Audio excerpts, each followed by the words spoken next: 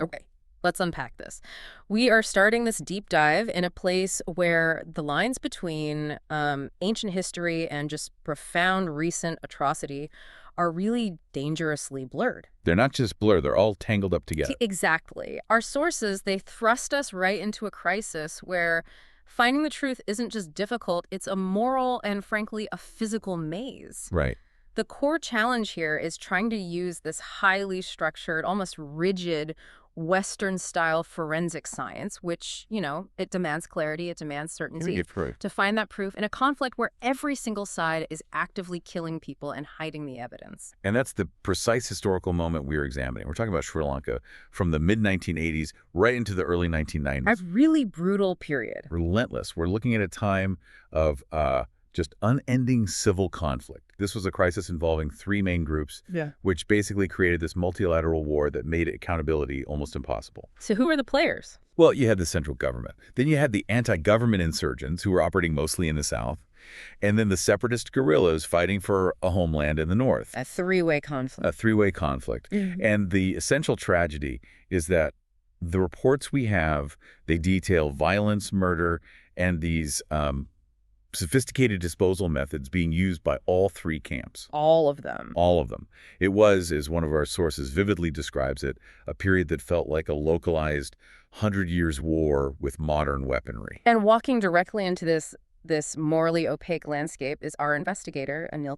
Right. She is a sharp forensic specialist from a Geneva human rights organization, and she's returning to the island of her birth after 15 years away, which is a crucial detail. A very crucial detail. She's not a complete outsider. Not at all. Her mission is strictly defined as a 7-week project, and it's focused specifically on investigating disappearances. Yeah. She is the outsider coming home armed with international scientific rigor. But the immediate challenge, and I think the central dynamic of this entire investigation, is the partnership the local government assigns her. Her official local counterpart is Sarath, and he's a local archaeologist. An archaeologist. I mean, you have to think about that pairing for a moment. You have this immediate stark contrast.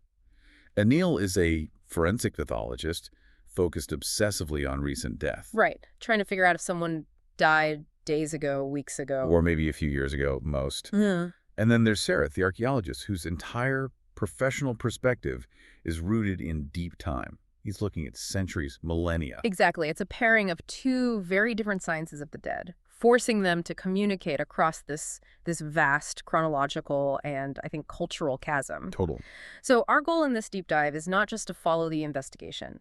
We want to unpack the findings related to a specific skeleton Anil focuses on, which she codenames Sailor. We need to follow the thread of how her pursuit of undeniable, unambiguous scientific truth collided really violently with political necessity and, for everyone involved, their own incredibly complicated personal histories and hidden secrets. So the mission is kind of twofold for you, the listener.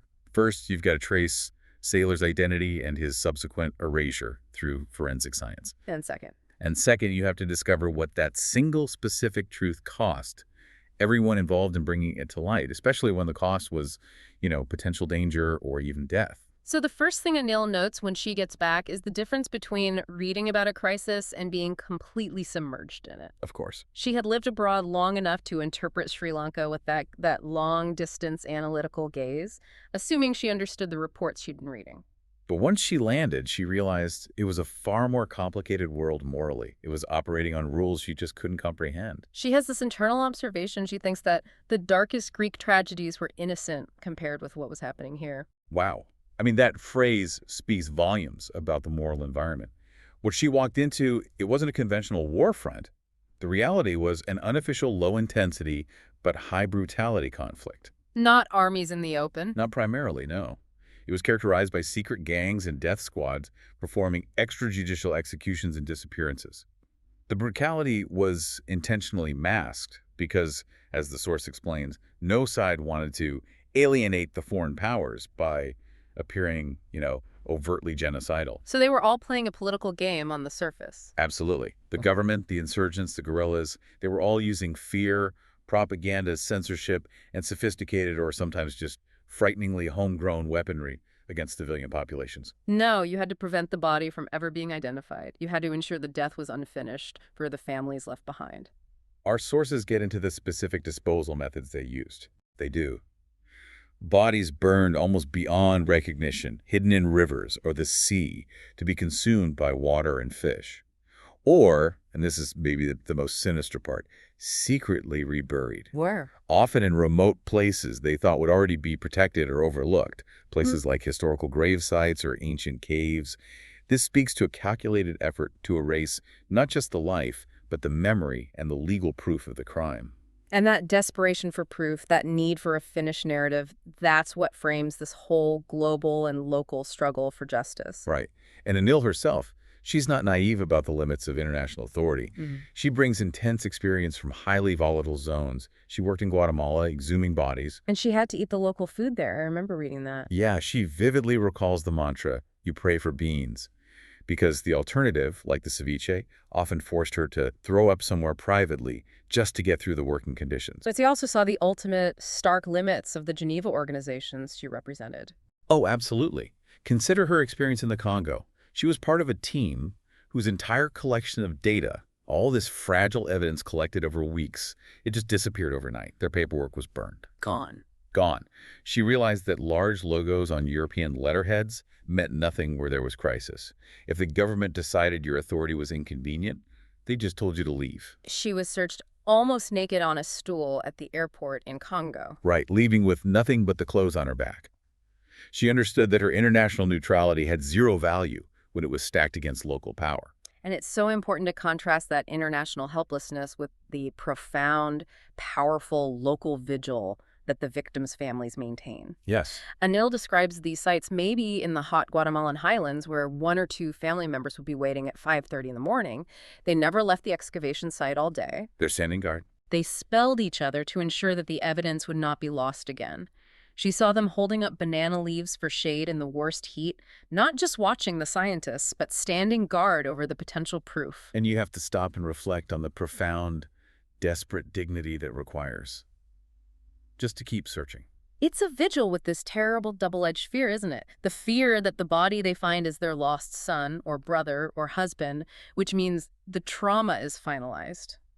But also the fear that it's not their kin, which means the search, the heartbreak, the years of uncertainty, it just continues somewhere else. She describes this one woman who had lost a husband and a brother. She's sitting quietly within the gravesite, looking down at two excavated remains as if they were asleep beside her on a mat. And then she rises silently and leaves when she realizes the men are strangers. The sheer emotional weight of that silent search is just staggering. And that silent search is immediately contrasted with the terrifying, chaotic noise she encounters back in Sri Lanka. Anil's return brings her face to face with an immediate horror she hadn't anticipated.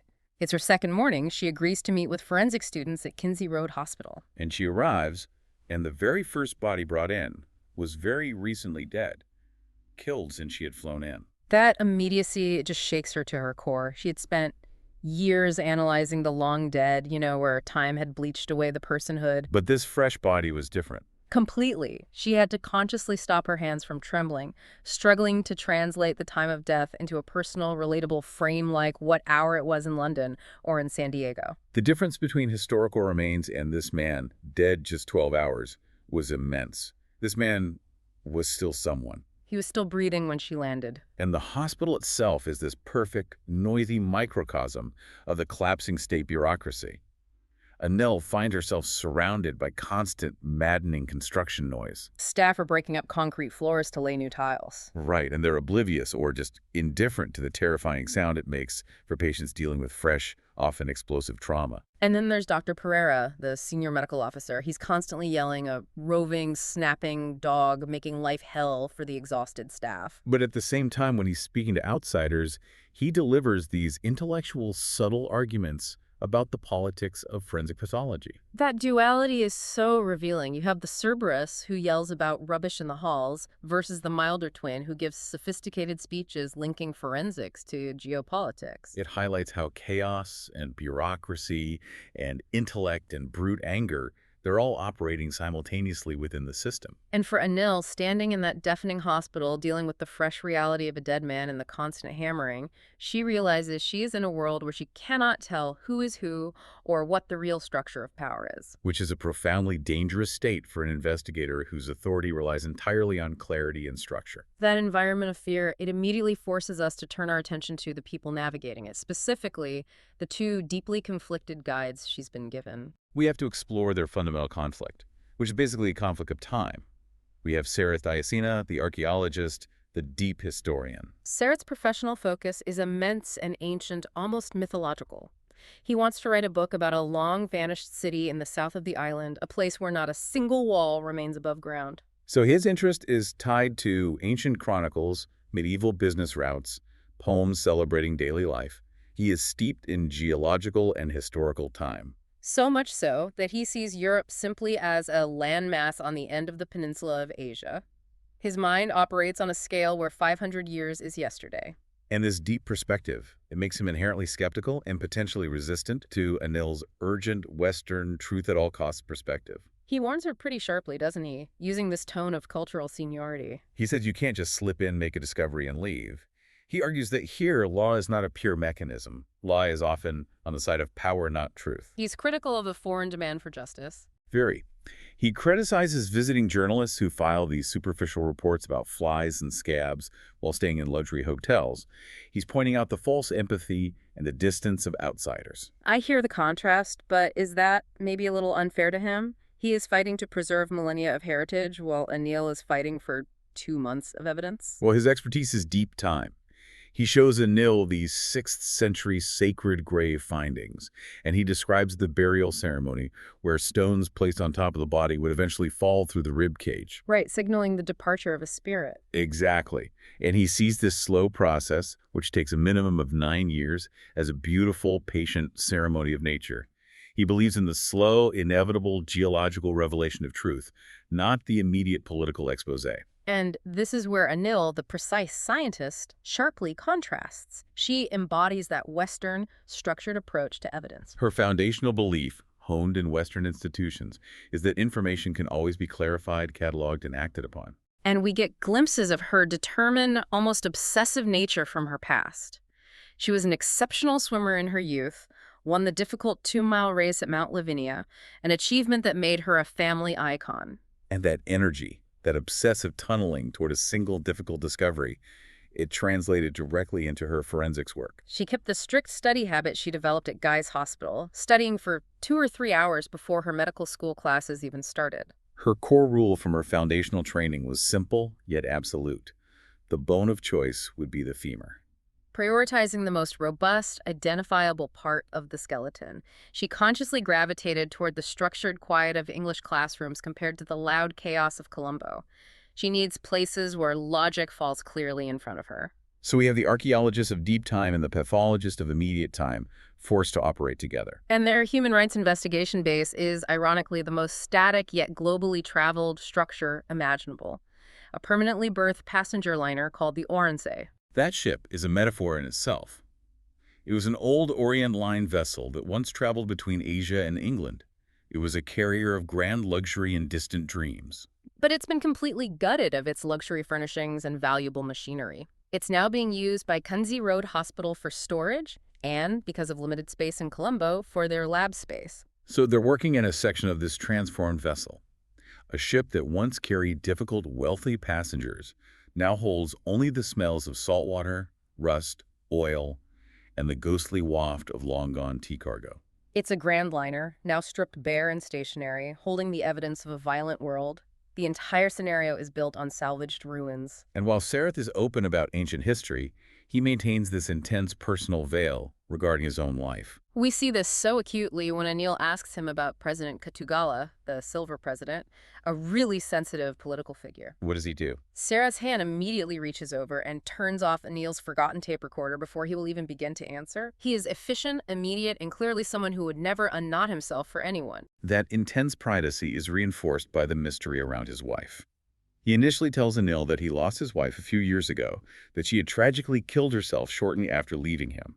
So he presents himself as this melancholy widower. With his silent, dramatic presence around him, it makes him sympathetic, wounded. But later, when Anil is staying at a rest house, the manager suggests Sarath's wife is well and alive, and that she even travels with him sometimes. So the truth is manufactured. It is.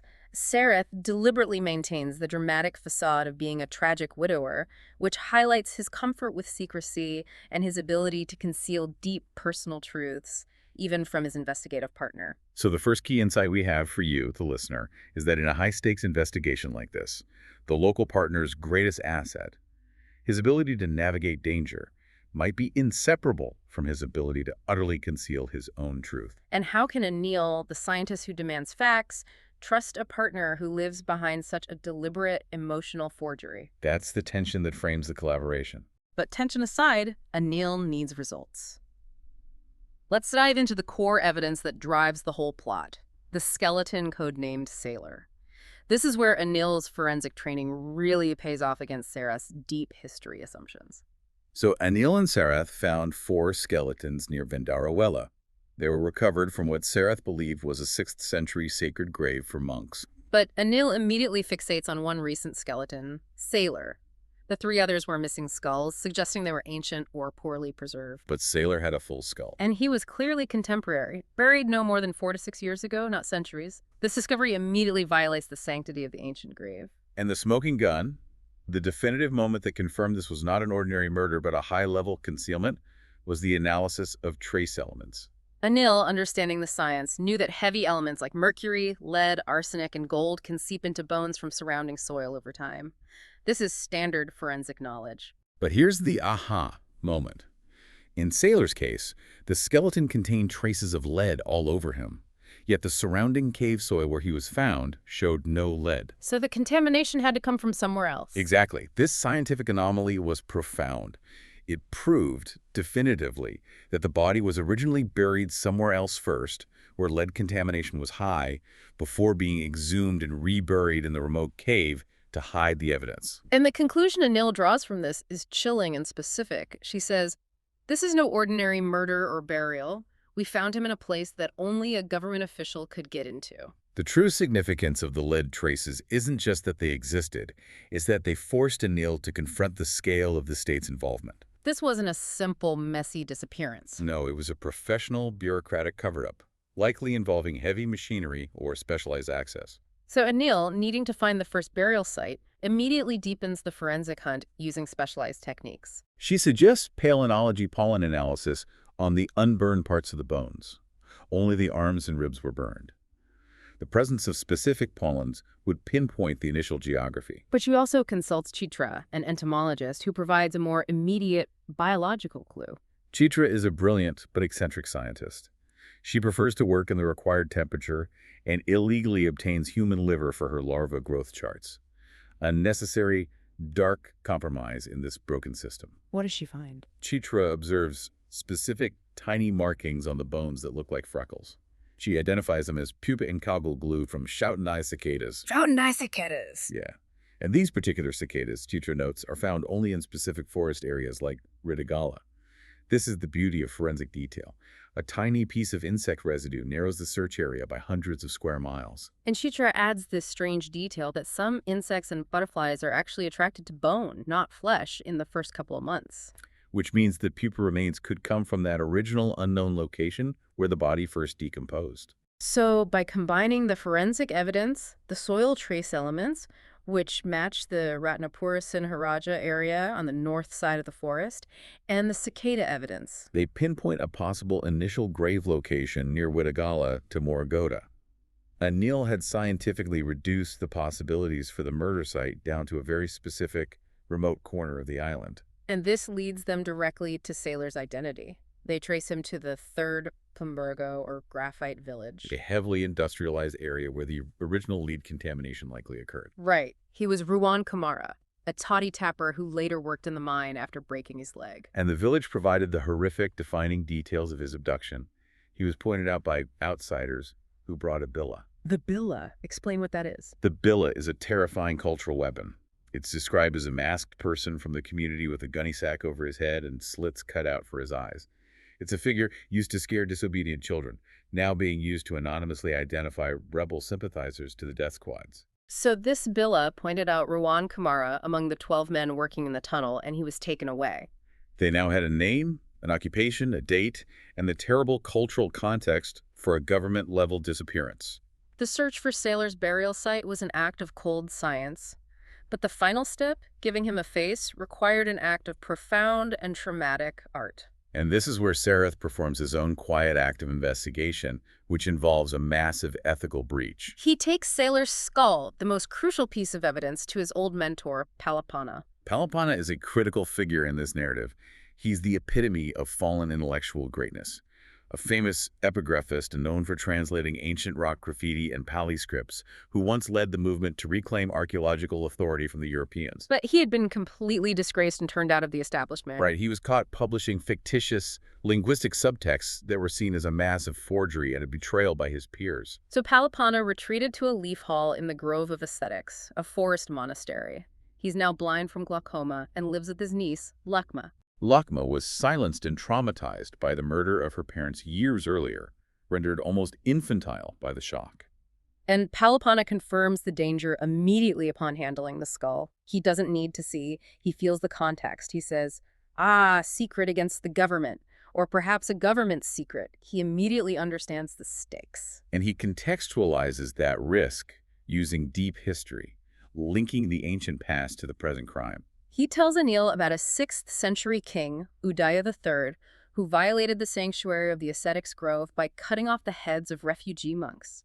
This led to widespread rebellion across the entire kingdom. And he concludes, all because of a couple of heads. Palapana understands that the stakes of revealing a murdered person, even one whose death is only 6 years old, are massive enough to collapse a kingdom because they reveal governmental abuse of sanctuary. And this is when Sarath makes his stunning confession. He tells Palapana, and later admits to us, the listener, that he had removed the skull from the body 2 days earlier without Anil's permission. He calls it a visionary decision while drunk. Right, acknowledging the unprofessionalism. He knew that Anil's scientific report would prompt the government to seize the evidence, so he wanted someone to reconstruct the face quietly before the body became politically untouchable. Wait, let's pause on that.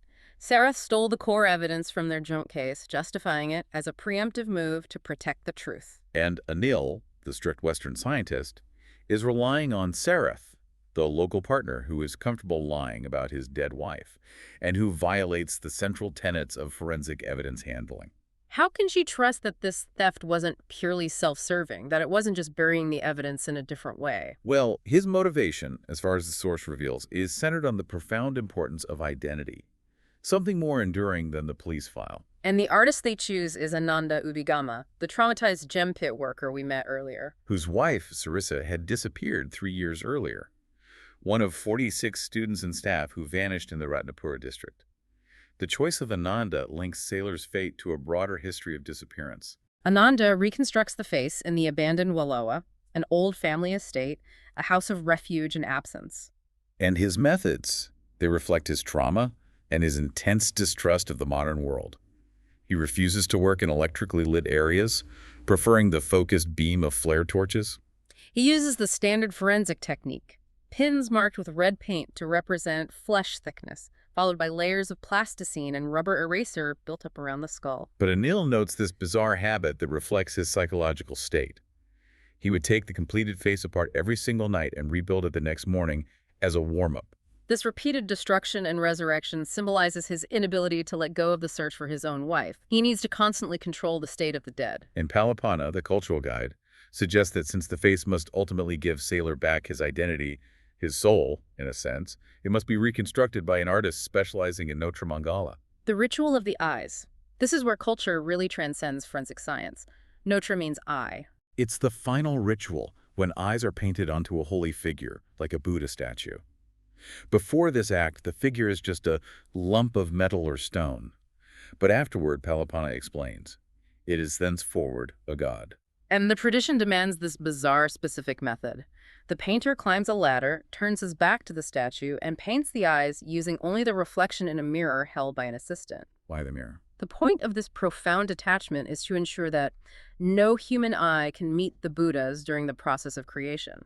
It's a protection ritual for the artist and a moment of transformation for the subject. And Ananda's completed face for Sailor wasn't a true portrait. It was something far more profound than a forensic reconstruction. It was serene and peaceful.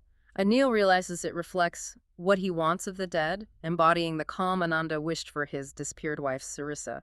It's an act of emotional projection, transforming the specific forensic evidence into a spiritual demand for national peace. This emotional depth immediately throws into relief the perspective of our third crucial figure, who offers yet another harsh perspective on the crisis. Sarath's younger brother, Dr. Gamini. Gamini was nicknamed the Mouse in childhood, often unnoticed but highly perceptive. And he is the man on the medical front line.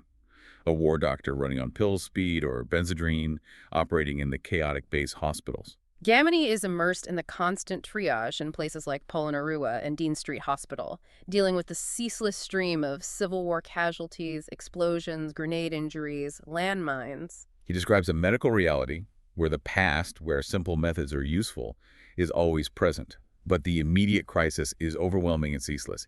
He is just permanently exhausted. The sources detail the specific, low-tech horrors of the warfare, designed for maximum sustained damage. Gamini reports finding nails, screws, and bolts packed into bombs specifically to cause gangrene and lasting disability. He knows the grim specifics of claymore mines and anti-personnel mines, which use gelignite and trinitrotoluene. Which results in devastating injuries, usually amputations below the knee. They're designed to keep people alive but dependent. Yet out of this sustained brutality comes medical innovation born of necessity, a practical realism that contrasts with Anil's idealism.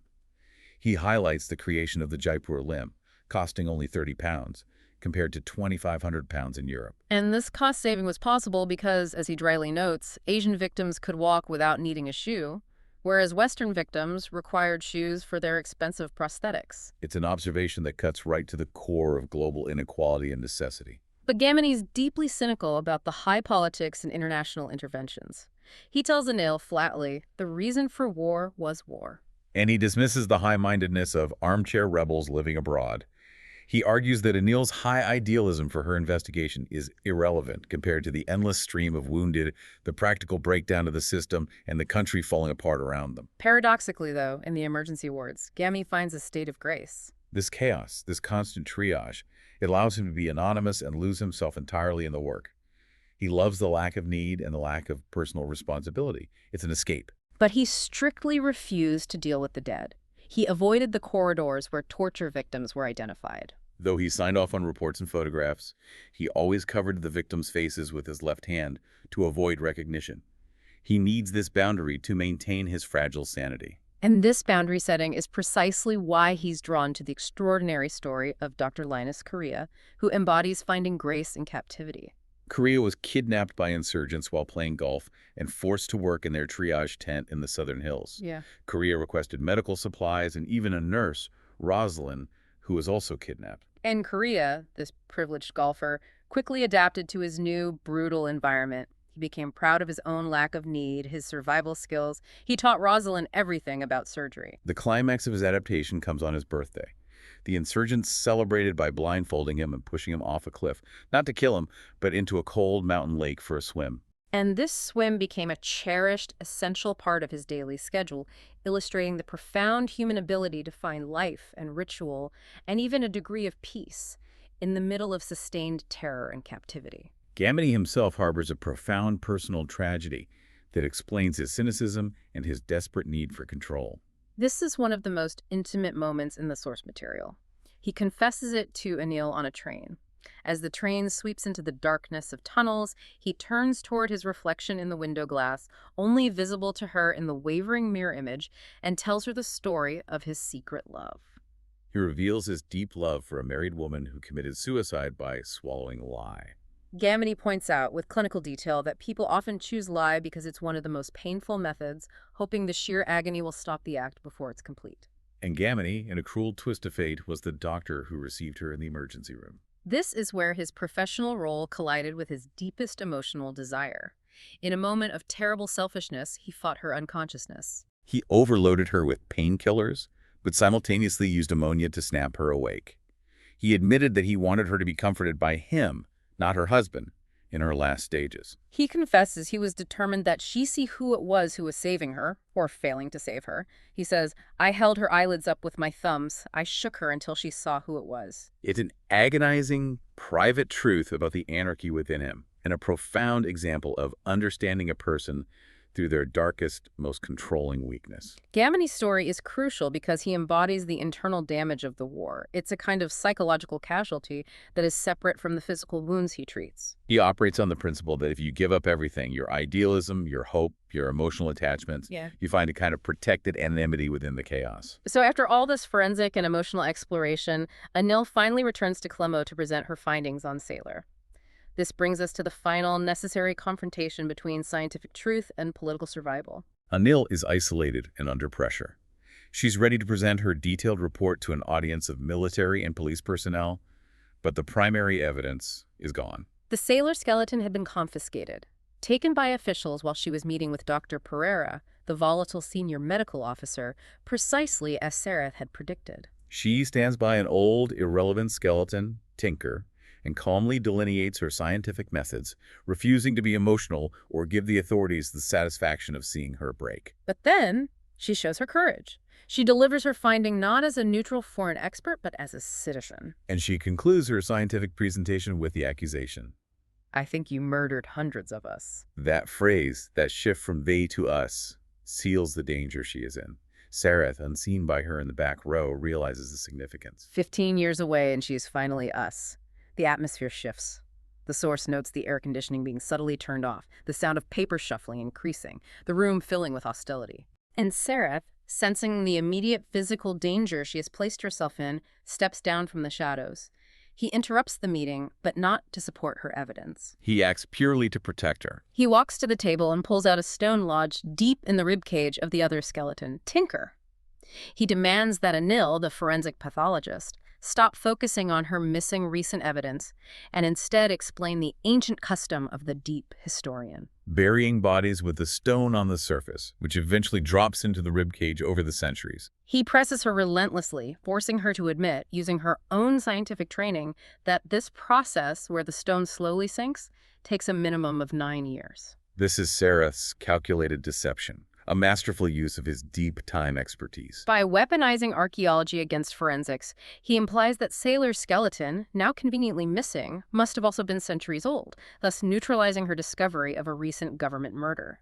He reframes Anil's missing primary evidence not as proof of a high-level crime, but as merely misplaced due to her foreign inexperience in handling ancient gravesites. When Anil protests, insisting, I work for an international authority, Sarath turns to the hostile audience and states flatly that her authority is entirely dependent on the goodwill of the government that invited them. He then orders her, for the audience's benefit, to perform a full forensic study on the ancient, useless body of Tinker, demanding she prove the difference between a 200-year-old corpse and a modern one. And Anil is ordered to leave. She's stripped of her papers and even her tape recorder, which had recorded the entire exchange and her damning accusation. Outside the building, reeling from the political betrayal, the fact that Sarath had undermined her specific truth, she refuses Sarath's help. So Sarath then ensures her safety through a terrible public act designed to discredit her immediately to any officials who might be watching. He slaps her, hard, acutely aware of the witnesses. Then he commands her, as if she were a disgraced student, to take the different skeleton, the one he had just introduced, and work on it overnight. This forces her into safety and discredits her politically, making her look busy and defeated. And Sarath's internal rationale, the reason he buried the truth, speaks to the core dilemma of this deep dive. He believes that truth, in an unsafe city, and when presented as an absolute condemnation, is dangerous. It could lead to more vengeance and slaughter? Exactly. He acted to protect Anil, believing he would have given his life for the truth, but only if the truth were of any use. His act was a survival mechanism that protected the messenger at the cost of the immediate, specific truth they had hunted. What a devastating conclusion. Sarath manages to bury the truth to save the messenger. Let's synthesize these different kinds of truth we've encountered because they are the enduring lessons of the crisis. You have the scientific truth of the bones pursued by Anil. The historical truth of the earth, represented by Sarath. And the profound, and sometimes painful emotional truth of the living Gamini and Ananda. The sources move beyond the immediate conflict to show the enduring ghost of the crisis through an act of shared restoration. Sarath and Ananda, the archaeologist and the artist, they went on to reconstruct a giant Buddha statue that had been destroyed by thieves hunting for treasure. They were piecing together 100 chips and splinters of stone, working in a mud trench resembling a 100-foot-long coffin in a place that had become a fresh killing field for disappearances. Ananda performed the necessary Notre Mangala for the new Buddha, climbing the bamboo ladder and using the mirror ritual. When the statue was finished, Anil noted that it no longer had its graceful, ancient line. It only had the pure, sad glance Ananda had found for it. The reconstructed figure carried the ghost of the conflict. Its new eyes, Ananda observed, would always look north, toward the heart of the ongoing separatist struggle. Anil leaves the island with a new, complex understanding, despite the political failure of her mission. She recalls her internal realization during the confrontation, her sense of belonging, hundreds of us. She understood that both Sarath and Gamini, despite their cynicism, their secrecy, and the pragmatic betrayal of her scientific mission, expressed an undeniable, visceral love for their broken country. It's a connection that a Westerner, who could simply get on a plane and leave, would never truly grasp. Gamini described that Western trope perfectly to her. He said, "The American or the Englishman gets on a plane and leaves. That's it. So the war, to all purposes, is over. That's enough reality for the West." The brothers, in spite of everything, could never leave. Their reality was fixed, and their actions, even the morally questionable ones, were rooted in survival within that reality. And that leads us back to the most intimate and profound psychological takeaway from this entire deep dive. Anil learns from Gamini that one can only understand people by their weaknesses, not their strengths. If political secrets, like the murder of Sailor, become powerless in the open air, as Anil desired, what dangerous and necessary truths remain locked within the personal weaknesses and deep, hidden secrets that individuals hold, even from their closest partners? That's something for you, the learner, to mull on. Where do your necessary secrets end, and where does your capacity for betrayal begin?